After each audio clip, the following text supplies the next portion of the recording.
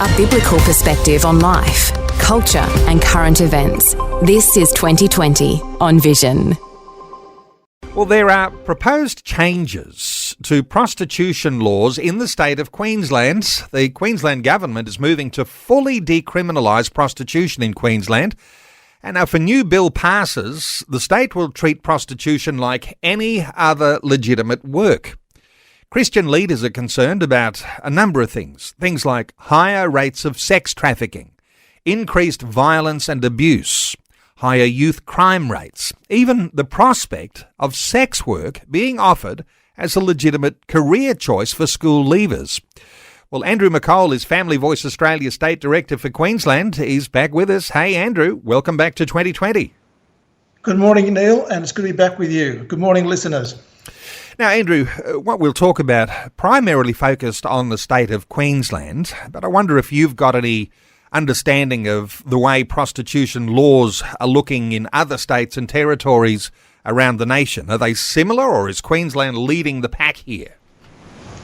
Queensland's not leading the pack, it's going along with the pack. And Victoria and New South Wales already have decriminalisation of prostitution, as does the Northern Territory. So we're right in the middle of the pack in this attempt or this plan to decriminalise prostitution here in Queensland. Okay, so as Christian believers, and we recognise prostitution is a reality. It's called the oldest profession. Maybe you can never stamp it out, but you may well be able to be a steward and manage what might be going on. But where do we start? And I know you love to come back to Scripture for a Christian understanding of what we ought to be thinking about these sorts of issues. Where do we start as Christian believers? Well, I think we come back to the Ten Commandments in Exodus, and the seventh commandment, which is Exodus 20 verse 14, says, "You shall not commit adultery." In the next book of the Pentateuch, or of the Old Testament, which is Leviticus chapter 19 verse 29, it tells us, "Do not profane your daughter by making her a harlot, so that the land will not fall to harlotry and the land become full of lewdness." Hebrews chapter 13 verse 4 tells us marriage is to be held in honour among all, and the marriage bed is to be undefiled. For fornicators and adulterers God will judge. So the biblical context for all sexual contact is marriage between a man and a woman. Anything else is going to be sin. We who believe this know it has personal and practical applications. Some things I must not do. And every woman should accept the counsel that Proverbs chapter 9 provides for the wise woman. Now, let's just bring to context here. You mentioned that scripture in Leviticus. Made my imagination pick up when you read that one out, because somehow or other it seems to be that people think that, just legalising brothels or decriminalising prostitution is a little bit like, let's just have an experiment with this and see whether this is good. But when you read out of Leviticus, so that the land will not fall to harlotry and the land become full of lewdness, there's clearly a history here that shows what happens when you take all stops out and you take away all of those parameters. And it looks as though, to me, that a biblical foundation might just lead us to understanding that what we're headed for is pretty severe. Any thoughts from you on that? Well, Neil, this is right. You're quite on the money there, because what we also read in the Old Testament was that one of the reasons God was sending his people into the Promised Land was because of the behaviour of the people that lived in the Promised Land. And it's pretty evident that their behaviour was wicked. And so you had various forms of wickedness, including sexual wickedness. God told them to go in there and clean it up and wipe it out, wipe all of those old behaviour patterns and indeed that culture out. So what we're confronting here is change in culture, change in the way people do things. Now, I'm the first person to acknowledge that you cannot simply by law wipe out practices that we know are wrong. But you can certainly do lots of things with law that will certainly minimise these things. We do know that in Solomon's day, there was harlotry taking place. There was prostitution. And as you know, that famous example where Solomon was called upon to judge between the baby. One woman had a baby, another woman had a baby, one of them had died in the night. So there was a controversy about this. Solomon had to make a judgment about that, and he did. So obviously this is not something new in culture or in Western culture. If you're talking about Solomon, we're talking about around about 1000 BC. So we're not talking about simply making laws alone. We have to think about the impact of law on culture, on society, what we want in our community, and what we would try and minimise or even possibly eliminate. Okay, let's come back to a focus on the state of Queensland. And this is your stamping ground, your responsibility. Let me just ask you, what is it that the Queensland state government is wanting to do? Is there something that you can just, is there a simple way of saying this is where we're headed with this particular bill? Yes. Now, I've got a document that the state government has put out which says that the objective of this bill is to establish a legal framework that will enact a safe, decriminalised sex work industry in Queensland while improving the health, safety, rights and legal protections for sex workers. So clearly our Attorney General has no time for God, no time for the Bible or for the family's protection. What I pick up as you deliver just a little short paragraph on that is that there are some words in there that ought to make you think, what's the reality here? Because we talk about a legal framework that will enact a safe work industry, you said, improving the health and the safety and the rights and legal protections for sex workers. It might seem to be that those sorts of words, they might almost make you think, here we go again, a promise of safety for a practice which actually is very, very unsafe. Any thoughts around that before we move forward? Well, yes, you're absolutely right. The fact is that there are major health and safety concerns for prostitutes, some of whom have described what they do as paid rape. Prostitution is a form of sexual servitude with violence and inherent risk in the job. It's not safe, and unlike any other occupation, the Queensland Crime and Misconduct Commission in 1991 indicated that prostitution is inherently violent. So talk about making something safe and decriminalise. There are lots of contradictions in that term. I mean, it sounds, oh, good, it's safe. Well, it's not. And to decriminalise it means that it's just like carpentry or painting or some other practice that people engage in for a living, and that is not the same. It's much, much different.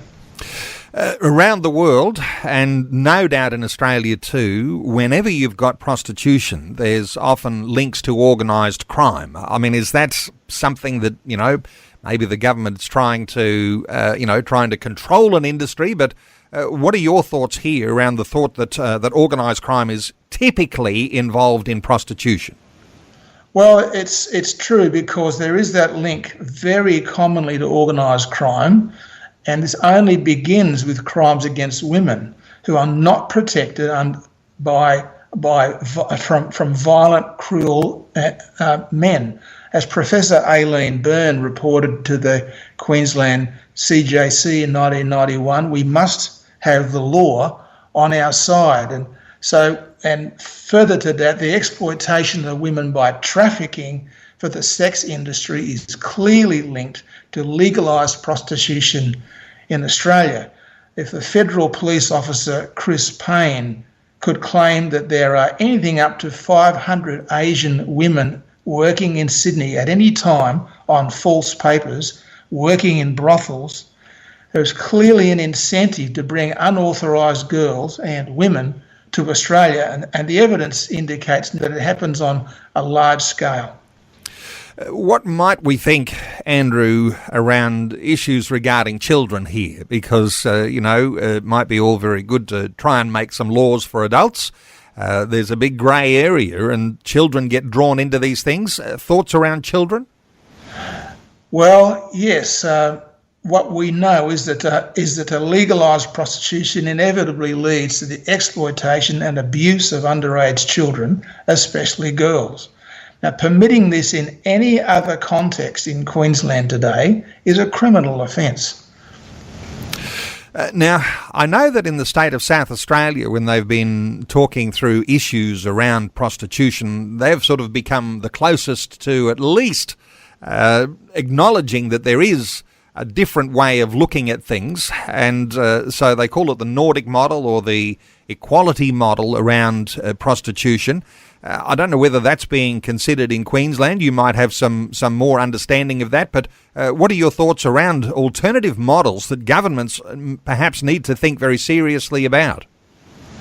Well, as I'm saying, if you look at decriminalising a practice which is hostile to the family, it's kind of suicidal, isn't it?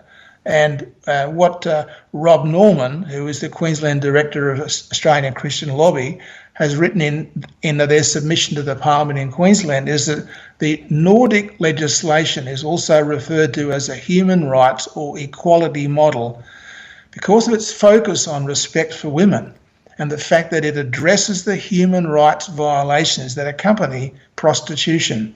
It provides exit strategies for those wishing to leave the sex industry, as well as providing freedom to report abuse with immunity. It fosters a culture that respects women and resists violence against women. It's not about shaming men, but about changing the culture. So we think that the Nordic model at Family Voice is probably the best way to proceed in terms of the laws of prostitution in Queensland. We think that it should lead over time to a significant reduction in prostitution in Queensland, making it an offence for anyone to pay money for sex. Okay. Come around our Christian attitudes here, because, some will be saying, oh, tut, let's not even talk about prostitution. Well, we're not afraid to talk about it in this program. Christian attitudes to these sorts of things, rolling up your sleeves, getting a little bit, into the nitty-gritty of life. Where do you see Christians taking some level of action here? Well, the point of the matter of the gospel is that the gospel is good news, and Christians are not supposed to stand idly by when governments wish to perpetrate evil in their community. Rather, we should always act out of our biblical convictions. That is what set apart the Good Samaritan. And that's how we make a difference.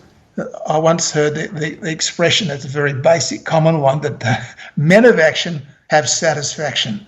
And Proverbs 28 verse 1 tells us that the righteous are bold as a lion. So legalised prostitution is an assault on the family and the community. And as the saying goes, evil triumphs when good men do nothing. Now, speaking of good men, you would know of the northern Queensland city called Gladstone. It was named after William Gladstone, who was a Prime Minister of England. William Gladstone was a believer. William Gladstone and his wife took into their home prostitutes to help them and to prepare them for a different life. He was a godly man. Now, what can we do? Well, I would suggest that you email or call your local state government MP in this matter, passing on your thoughts and asking your MP to vote against the Attorney General's recommendation to legalise prostitution in Queensland. Yes, prostitution isn't a very pleasant subject, but we must deal with it. It can't be stopped overnight, and the Nordic model is far superior. And the last thing we note, Neil, as an MP is know how to count votes. Okay, action is a necessity here, and you've got to engage to make your views known. Just come back. I mentioned just in the introduction about what Christian leaders are concerned about.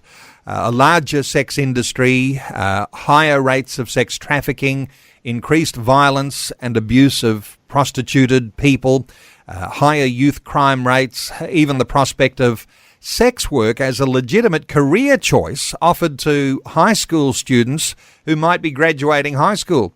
As a parent, you've got to cringe at some of this because you wouldn't like the thought that someone might be fishing for your child to move into sex work as a career choice after school.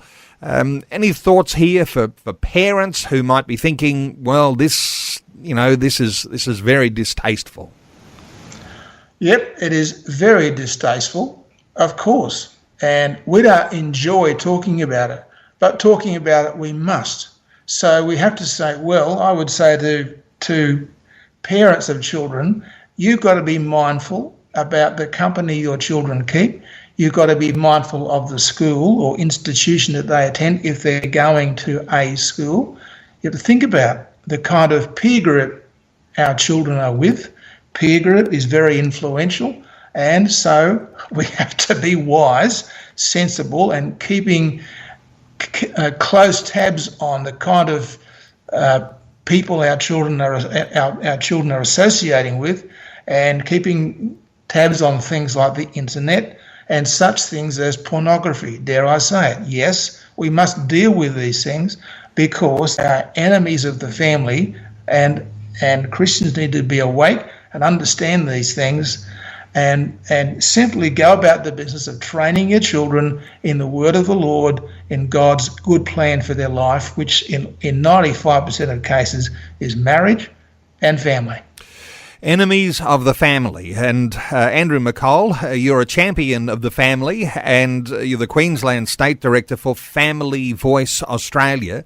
And I know that listeners will resonate with so many of the thoughts you've just delivered to us in this past 20 minutes or so. But familyvoice.org.au to connect with Family Voice Australia. That's their website, Family Voice Australia. No doubt there'll be some resources, there'll be some updates, there'll be some articles that may be appearing there on the Family Voice website. You can connect with Andrew McColl at familyvoice.org.au. Andrew, thanks so much for another good update today on 2020. Always a pleasure, Neil. Thanks for taking time to listen to this audio on demand from Vision Christian Media. To find out more about us, go to vision.org.au.